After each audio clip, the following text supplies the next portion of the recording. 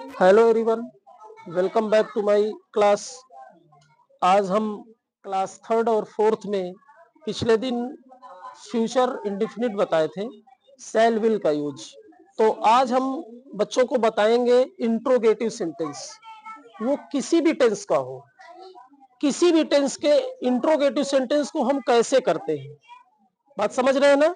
तो उसके फार्मूले पे वर्क करेंगे। अगर ये आपको समझ में आ गया तो किसी भी टेंस का इंट्रोगेटिव होगा आप कर सकते हैं।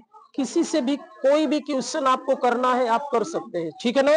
जैसे आप टेंस सिर्फ पढ़ेंगे तो अगर आपसे पूछा जाएगा कि are you a student, are you a student, क्या तुम विद्यार्थी हो, तो आपका रिप्लाई क्या होगा? Yes I am a student, I am not a student, I am a player, I am not a student, I am a player. मैं student नहीं हूं, मैं खिलाड़ी हूं। तो ये कन्वर्सेशन होता है। तो जब तक हम इंट्रोगेटिव समझेंगे नहीं तब तक हमें आएगा नहीं।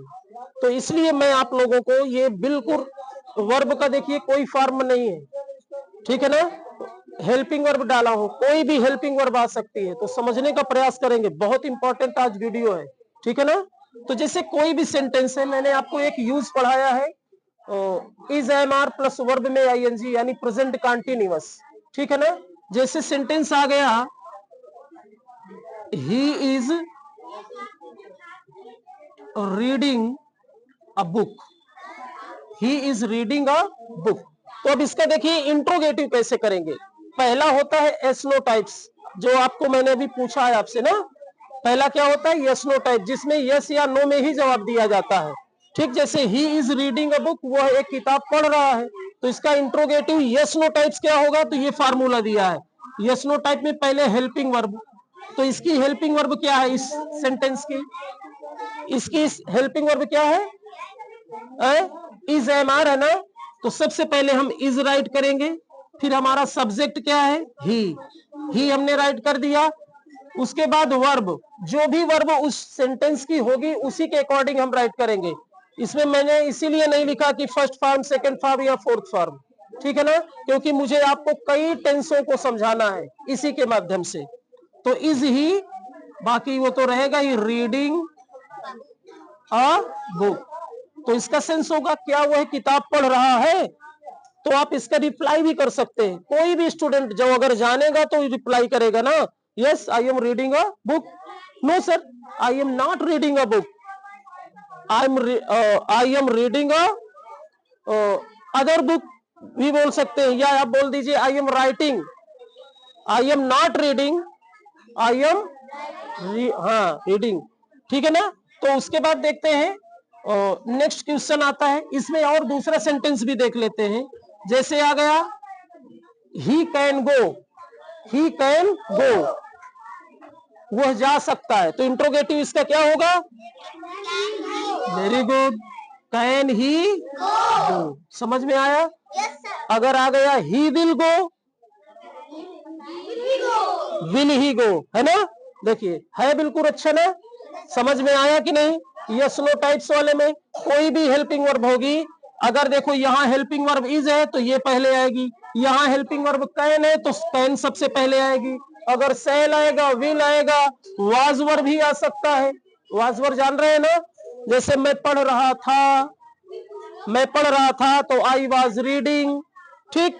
मैं पढ़ रहा हूं तो आई एम रीडिंग। बस यही अंतर है, कॉन्टिन्यूस चाहे प्रेजेंट का हो चाहे पास्ट का हो, बस हेल्पिंग वर्ब बदलिए, वर्ब का फोर्थ फॉर्म यूज होता है। इस चीज को ध्यान रखेंगे। तो आगे बढ़ते हैं हम S no sorry W H family. तो डब्ल्यू एच फैमिली को थोड़ा सा समझना होगा आपको कि डब्ल्यू एच फैमिली क्या होती है। हमने उसका नाम डब्ल्यू एच फैमिली क्यों दिया? क्योंकि वो रीजन पूछती है, प्लेस पूछती है ना। वो जो वर्ड होते हैं, जैसे आपसे पूछा गया कि तुम कहां जा रहे हो, तो जो कहां आया, क्या आया बेटा? कहां जा रहे हो, ये कारण वो स्थान पूछ रहा है ना। तो इसको इंग्लिश में कहते हैं वेयर। क्या कहते हैं? वेयर। वैसे मैंने आपको बताया भी था, हु भी होता है ना। व्हेन भी होता है, व्हेन माने कब। व्हाई होता है, क्यों। हाउ होता है, कैसे। हाउ यानी मैनर्स बताता है, क्या बताता है? मैनर्स। तो देखिए इसका भी फार्मूला मैंने दिया है। जैसे आपसे पूछा जाए एक टेंस, तुम क्या खा रहे हो, तुम क्या खा रहे हो, तो इसका नियम होता है कि अगर बीच में इंट्रोगेटिव वर्ड आता है ना, किसी भी सेंटेंस के बीच में, मध्य में, मिडिल में आता है, तो उसको सबसे पहले हम राइट करते हैं, उसी की इंग्लिश बनाते हैं। ये देखो दिया है, तुम क्या खा रहे हो, तो क्या शब्द यानी व्हाट, क्या हो जाएगा व्हाट। उसके बाद हेल्पिंग वर्ब, आप जान रहे हैं कि प्रेजेंट कंटिन्यूअस की बात हो रही है। तुम क्या खा रहे हो, तो यू के साथ बताइए क्या आएगा, इज, एम, आर, क्या लगेगा, आर लगेगा।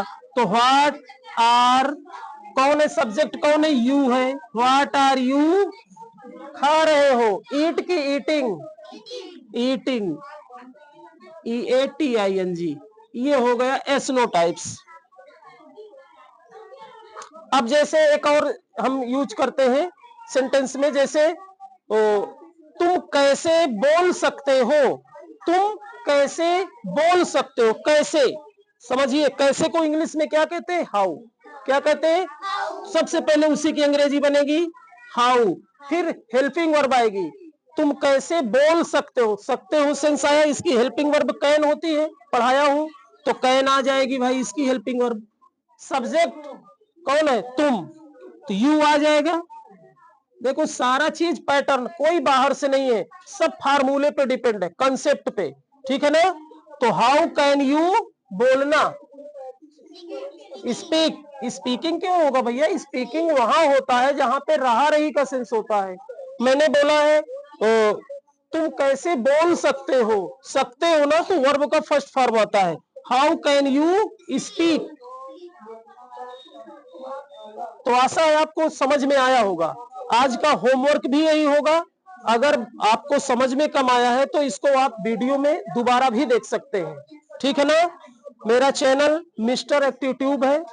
अगर आपको ये वीडियो समझाने का तरीका, अगर मेथड अच्छा लगा हो तो आप लाइक और शेयर करना ना भूलें, ठीक है ना। आज के वीडियो में बस इतना ही। तो हम मिलते हैं आपसे कल एक नेक्स्ट वीडियो में धमाकेदार प्रेजेंटेशन के साथ। तब तक के लिए गुड डे, टेक केयर।